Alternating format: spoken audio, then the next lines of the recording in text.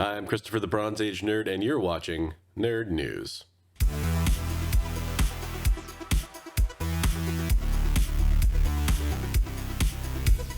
First up this week, we have a surprising exit from CW's Legends of Tomorrow, as the longtime actor on that show, Dominic Purcell, has announced that he will be leaving Legends of Tomorrow.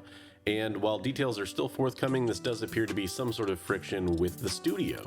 In a statement released by the actor, he did say that he enjoyed playing the character and that he was unfortunately forced to leave the show no matter how much money the studio threw at him.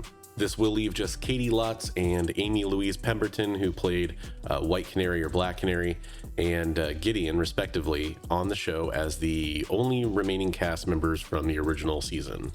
A super exciting piece of news regarding one of our own, Very Gary, over at Very Gary Comics on YouTube, is getting his very own variant cover.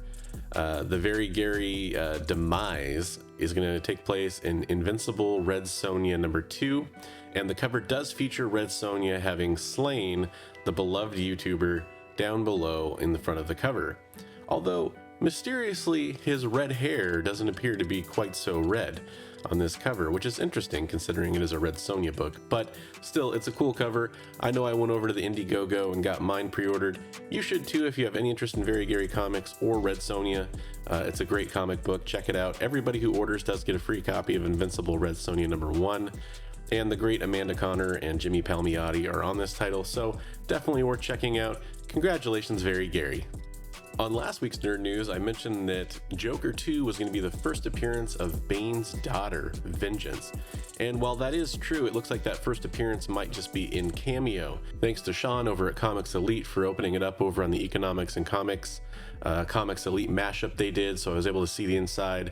And it does look like a cameo at the end of the book. Looks like we get a couple panels of Vengeance and one costume shot.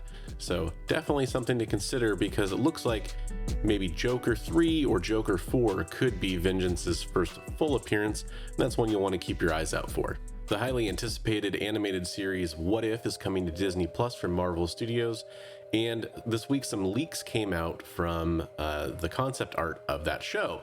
We saw some interesting redesigns featuring Gamora, also the Hulkbuster armor, Loki, and what appears to be the Collector.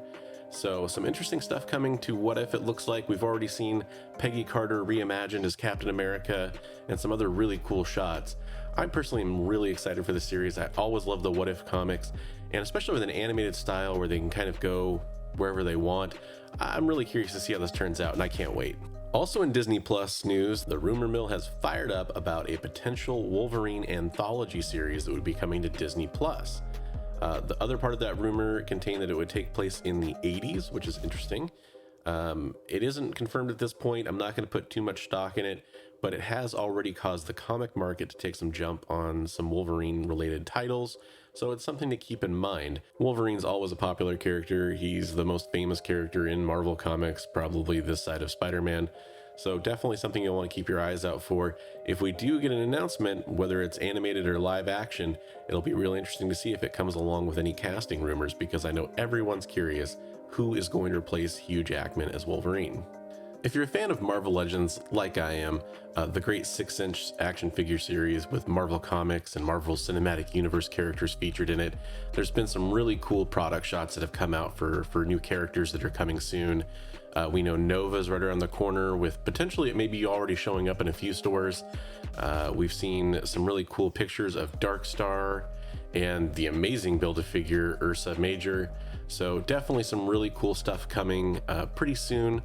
We also got to see a first look at the new Shang-Chi and the Legend of the Ten Rings wave that's coming too. So you got to see some more product shots from that. Just some really cool stuff coming out from Marvel Legends.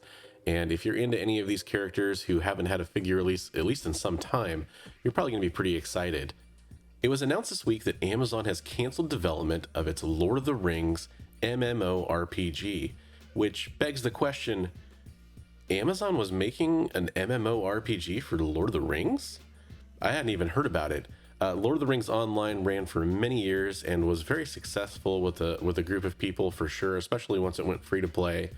and I know it was beloved. And so it's really sad to hear about this. I'm sure plenty of people were tapped into that news already, but it came as a surprise to me, and unfortunately we won't see this one come to fruition. We've had some interesting developments in the "is the truth out there" front, as the US military has recently confirmed that several shots that we've seen of UFOs have been confirmed to be taken by Navy personnel, and most likely therefore 100% authentic. People jump to the conclusion when they hear UFO that automatically means aliens, and it's important to remember that UFO does stand for unidentified flying object, and plenty of UFOs do turn out to be either man-made or natural phenomenon, and could include things like experimental new aircraft, either from the US military or from another nation's military, or unexplained natural phenomenon, or potentially even spacecraft from a company like, say, SpaceX, for example.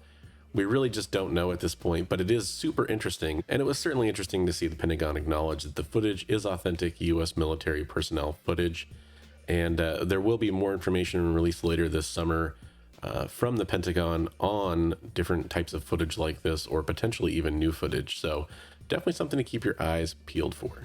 Now on to one of my favorite topics, the X-Men. So House of X, Powers of 10, the Jonathan Hickman sort of fresh start for the X-Men, came out of the gate swinging, but it has had some problems since then. It hasn't really been connecting with every single Marvel or X-Men fan out there. Some people really do enjoy it. I've liked it quite a bit, but I haven't loved a lot of it. I do think that the Swords of 10 event was definitely very cool, and I'm excited to read some of the stuff that's come out since then I haven't gotten to yet. But we're going to see the X-Men return to New York, as at least part of Krakoa comes to New York. And we're going to have a new team of X-Men led by Cyclops. We're also going to have Marvel Girl, Rogue, and Wolverine. However, it's going to be the Laura Kinney version of Wolverine. And they're going to be joined by Sunfire, Sync, and the fan-voted Polaris. So definitely an interesting new take on the X-Men. I'm really excited to see what that looks like. We do have the series coming from Jerry Dugan and Pepe Larraz, so definitely a great creative team that's had some success in the past. It'll be very interesting to see how this one shakes out. Along with that announcement, we received that there's going to be some Stormbreaker variants for this comic. We're going to see Juan Cabal do a Professor X cover. We're going to see Carmen Carnero do a Marvel Girl cover. Peach Momoko is going to handle a Sunfire cover. Iban Coelho is going to handle a Sync cover. RB Silva is going to produce a Cyclops cover. Natasha Bustos is going to handle the Wolverine cover. Patrick Gleason is going to give us the Rogue. And Joshua Cassara has been tapped for the Polaris cover.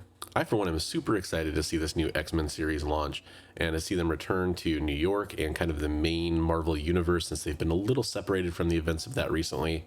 I do think that it's going to be very interesting to see how the whole Hellfire Gala event plays out and how it sets up the introduction of the new X-Men team.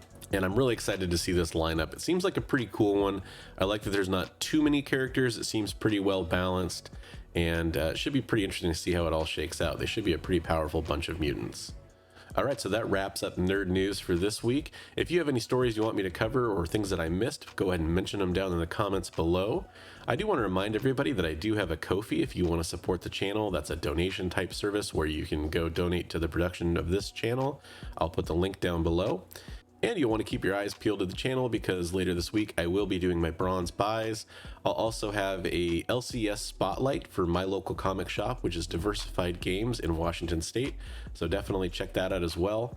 Thank you for watching, everybody. And I do want to remind everybody, hey, read comics every day.